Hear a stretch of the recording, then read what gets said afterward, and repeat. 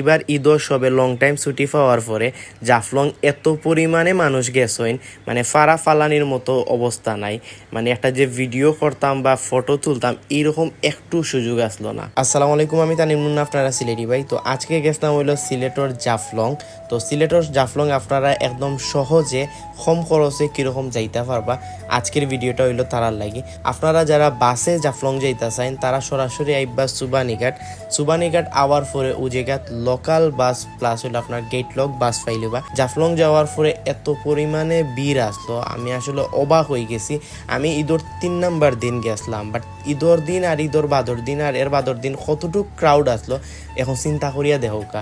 জাফলং 0 পয়েন্টও এত পরিমাণে মানুষ আসলো, আমি যে একটা ছবি তুলতাম এই ছবি তোলার মতো সুযোগ হয়েছে না, এত বেশি মানুষ আসলো। জাফলং গেলে কিন্তু আপনারা চাইলে কেনাকাটা করতে পারবা, ছোট ছোট অনেকগুলা দোকান আছে, যার যেরকম ভালো লাগে আপনারা কিন্তু নিতে পারবা।